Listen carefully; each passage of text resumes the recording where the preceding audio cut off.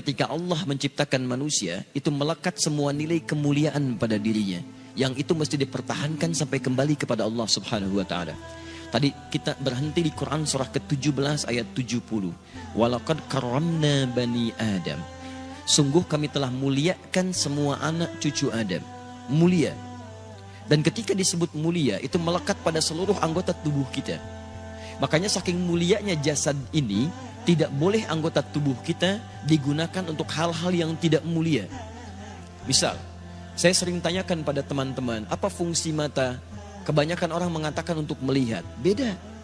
Mata kita ini mata mulia. Karena itu ketika keluar tuntunan tentang melihat, itu penglihatan dilekatkan dengan kemuliaan. Kalau cuma melihat, hewan pun melihat. Dan tidak layak membandingkan mata hewan dengan mata kita. Karena mata hewan tidak mulia sekalipun melihat, maka itu dia tidak dihisab. Tidak dihisab, tapi mata kita dihisab. Saking mulianya. Quran surah 17 ayat 36. Inna sam'a wal basara wal fu'ada kullu ulaika kana anhu mas'ula. Sungguh pendengaran manusia, penglihatannya, bahkan apa yang ia fikirkan, itu akan dihisab dan ditanya oleh Allah Subhanahu wa Ta'ala. Makanya ketika mata Anda akan digunakan untuk melihat, kata Allah, saya tidak ridha kalau digunakan pada yang tidak baik. Turun Quran surah ke-24, surah cahaya. Mata orang-orang yang bercahaya akan berbeda dengan mata biasa. Ayat 30 untuk laki-laki, wa kullil mu'minina yaghuddu min absarihim. Katakan pada pria-pria beriman, kalau matanya ingin dipakai melihat, lihat yang baik-baik, yang mulia-mulia. Yang tidak mulia, palingkan. Yang tidak layak untuk dilihat, palingkan. Maaf, gambar-gambar kotor, pornografi, porno aksi, itu tidak mulia. Makanya ketika dilihat, tidak ridha. Allah tidak ridha, tanda Allah tidak ridha, hati kita pun merasa gelisah dan bersalah di dalamnya. Kalau tidak percaya silahkan, Anda mencoba melihat gambar-gambar yang tidak seronok, hati Anda akan menolak. Karena jiwa Anda mulia. Maka hati Anda mengatakan, palingkan, itu tidak layak. Palingkan. Bahkan lisan Anda pun dibimbing untuk beristighfar. Astagfirullah, palingkan. Itu nggak bagus. Lisan, karena lisan ini mulia, maka Allah turunkan ayat-ayat kemuliaan menjaga lisan kita supaya tidak keluar dari kemuliaannya. Lisan orang mulia kata-katanya mulia, maka tidak layak keluar celaan dari lisannya. Turun Quran surah 49 ayat 11 sampai dengan 12-nya. Ya ayyuhalladzina amanu, dibuka dengan iman. Kalau ada ayat dibuka dengan iman, kalau isinya perintah, maka perintah itu jadi indikator tingkat keimanan kita. Kalau isinya larangan, maka larangan itu pun menjadi indikator tingkat keimanan kita. Kalau ada orang cepat menunaikan perintahnya, maka itu pertanda imannya kuat. Misal, ayat iman pertama di Al-Baqarah ayat ketiga. Alladzina yu'minuna bil ghaib wa yuqimunas shalah. Iman disandingkan dengan sholat. Ketika iman disandingkan dengan sholat, maka sholat menjadi indikator tingkat keimanan seorang hamba. Allahu Akbar, Allahu Akbar. Anda teringat langsung ke masjid. Iman Anda standar. Standar. Orang yang baru ingat Allah ketika dipanggil, itu standar. Bukankah Anda masuk kampus jam 7, datang jam 7, standar kan? Pas. Kalau Anda datang jam 6, waktu jam 7, Anda hebat namanya, lebih awal. Ada orang bahkan sebelum adzan sudah ingat sholat, itu imannya sedang tinggi. Tapi ketika dipanggil sampai adzan tuntas belum datang. Sampai qomat berlalu belum terpanggil. Sampai dekat waktu sholat yang lainnya belum ada getaran. Ini menunjukkan iman Anda lemah di situ.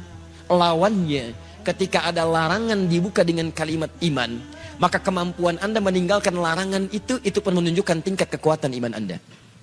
Ya ayyuhalladzina amanu la yaskhar qaumin qaum. Hei orang-orang beriman, jangan saling mencela. Ketika Anda mengaku beriman dan lisan Anda digunakan untuk mencela orang lain, maka ini menunjukkan ada yang kurang dalam iman Anda, lemah iman Anda. Anda terlihat rajin sholat, di situ menunjukkan iman Anda bagus. Tapi saat bersamaan Anda mencela orang lain, ini menunjukkan ada penurunan dalam iman Anda. Karena ibadah ritual akan nampak dalam nilai-nilai sosial dalam bentuk akhlak. Makanya Nabi memperingatkan, orang yang melakukan ibadah ritual tapi kemudian melakukan dosa sosial, maka ibadah ritual pahalanya dipindahkan kepada hamba yang didosai itu. Anda keluar dari masjid, kemudian melecehkan orang lain dengan kata-kata Anda. Lihat tuh orang itu, belum mau ke masjid. Iya, mungkin belum dapat hidayah ya. Iya, bukan ahli surga.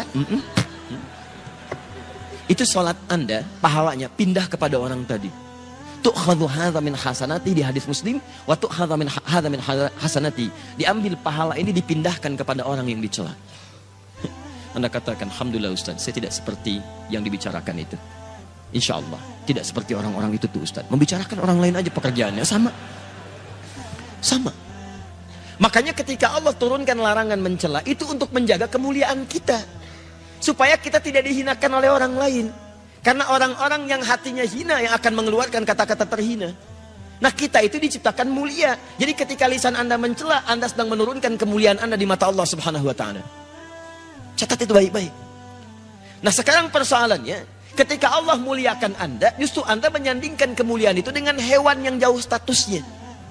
Maka ini merendahkan kemudian ketetapan Allah Subhanahu wa taala, itu yang sangat berbahaya.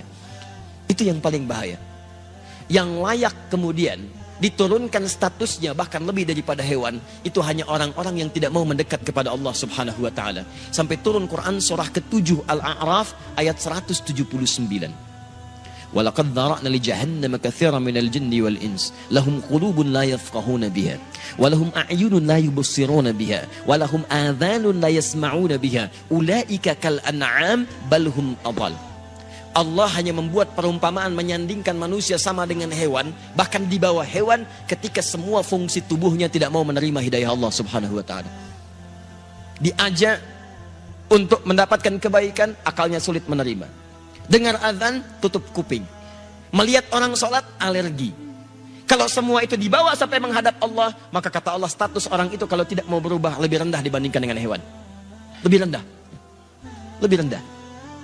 Maaf, sekarang ada orang-orang yang mengajak pada kebaikan, ngajak Anda sholat, ngajak Anda mendekat pada Allah, ngajarkan isi Quran, lalu Anda turunkan status yang menjadi sama dengan hewan. Ada yang salah dengan cara berpikirnya. Saya ingin sampaikan, kita mulai dari yang kecil-kecil dulu. Kadang-kadang kita membuat sesuatu yang tidak tepat dalam pandangan Al-Quran dan Sunnah Rasulullah SAW. Dan saat yang bersamaan uniknya Anda mengatakan kami ahli Quran dan Sunnah. Di mana Qurannya, mana Sunnahnya? Awas, hati-hati. Ketika Anda pintar dalam urusan dunia, tapi awam dalam urusan agama, kadang-kadang keawaman itu bisa menurunkan status kepintaran Anda sampai tidak bisa mencerna logika yang sangat sederhana. Ingat, pintar itu anugerah, tapi bodoh itu pilihan. Paham sampai sini? Baik, alhamdulillah.